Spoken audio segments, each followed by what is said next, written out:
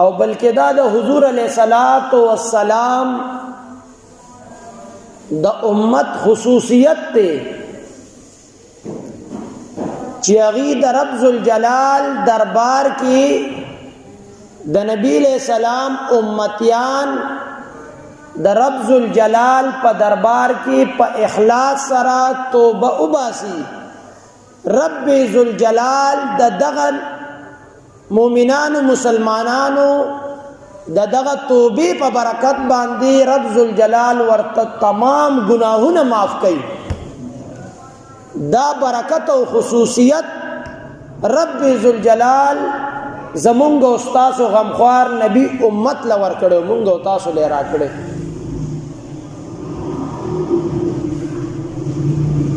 قرآن په دې باندې گواه دی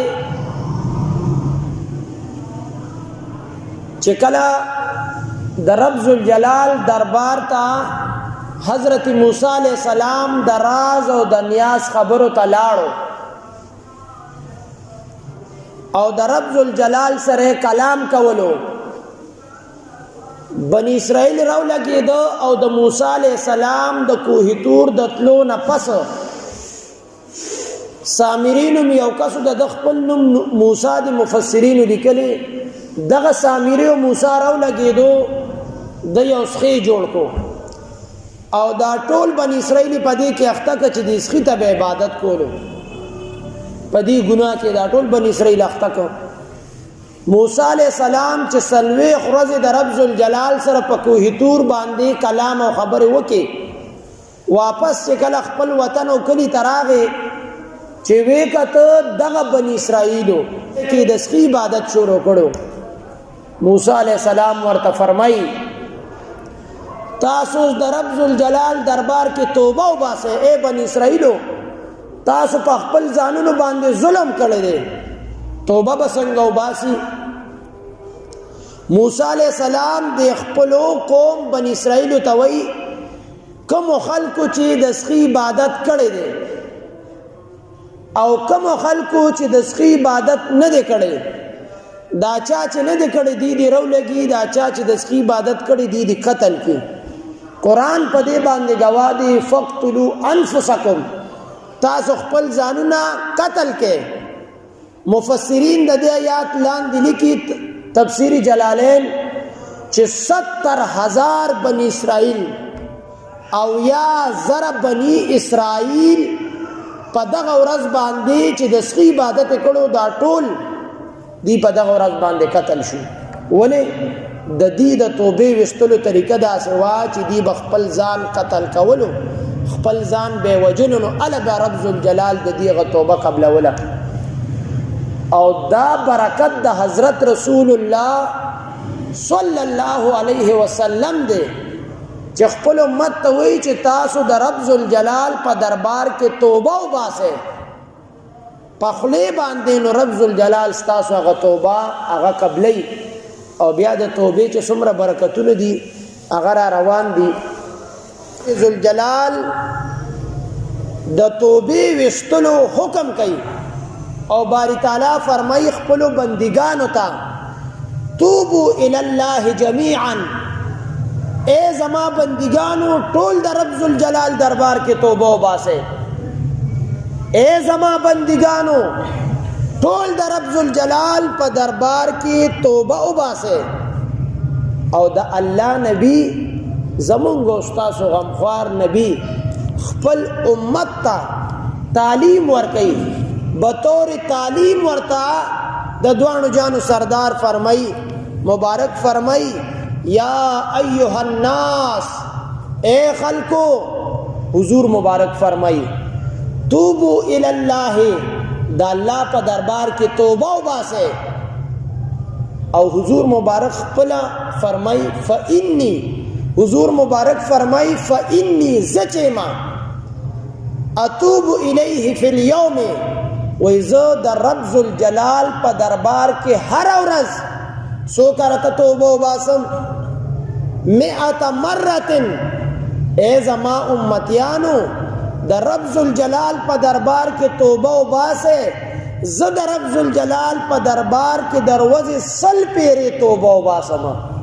نو تاسو هم توبه وباسئ. چې کله د انسان دا یو وظیفه شوه چې هغه ته د خپلو ګناهونو احساس وشو چې رب زه خو ډېر زیات کمزور یم، ډېر زیات ګناهګار یم او په خپلو ګناهونو باندې پښیمانه شوم، په خپلو ګناهونو باندې خفه شوم، رب ستا دربار کې توبه وباسم، د نن نه پس به زه دا غلط کار نه کوم. نو رب ذوالجلال د دغه انسان ګناهونه معاف کوي، رزق هم سیوا کوي، کاروبار کې او برکت هم اچوي او رب تنم خوشحالیږي او د هغه رسول تم خوشحالیږي. ځکه توبه وستل دا د رب هم تعلیم دی، د رب هم حکم دی او د الله د رسول هم حکم دی. نو څوک چې د الله حکم هم تعمیل ته رسوي، څوک چې د الله حکم هم مني او د رسول الله حکم مني، نو دغه انسان نه رب خفه کېږي که خوشحالیږي ته رب ته نه خوشحالیږي. رب ذوالجلال دې مونږ او تاسو لا صحیح معنو کې د توبې وستلو توفیق را نصیب کړي. ځکه حضور مبارک فرمایي چې زه په خپله باندې دروازې سل پیرې د رب ذوالجلال په دربار کې توبه وباسم. حدیث پاک کې راځي کم انسان چې توبه وباسي، په خپل غلط کارونو باندې پښیمانه شو، خفه شو په خپل غلط کار باندې، نو د دې توبې وستلو فائدہ څه ده؟ د دې فائدہ دا د حدیث مبارک کې راځي چې رب ذوالجلال د دې توبې وستلو د استغفار ویلو برکت باندې د رزق کې برکت اچي.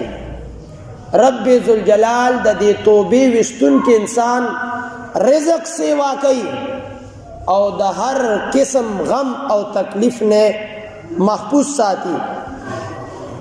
او څوک چې توبه وباسي، څوک چې د رب ذوالجلال په دربار کې په اخلاص باندې توبه وباسي، نو رب ذوالجلال د داسې کس سره محبت هم کوي.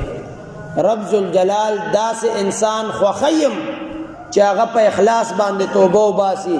قرآن په دې باندې گواه دی چې یو کس خپل عاجزي او خپل انکساری اظهار کوي او رب ذوالجلال طرف ته متوجه کیږي، نو رب ذوالجلال داسې انسان خوښیم او داسې انسان ته بخششم نصیب کوي. قرآن کې رب ذوالجلال فرمایي ان الله يحب التوابین ويحب المتطهرین. رب ذوالجلال د داسې انسان بارکه فرمایي چې توبه وباسي، خپل عاجزی او انکساری او کمزورتیا د رب ذوالجلال دربار کې داغه اظهار کوي، نو رب خوخیم. قرآن په دې باندې گواه دی ان الله بشک الله تعالی يحب التوابین. رب ذوالجلال توبه وستون کو خلق سره محبت کوي. څوک چې په اخلاص توبه وباسي، رب ذوالجلال دغه انسان سره محبت هم کوي، ذوالجلال ورته ګناهونه معاف کوي.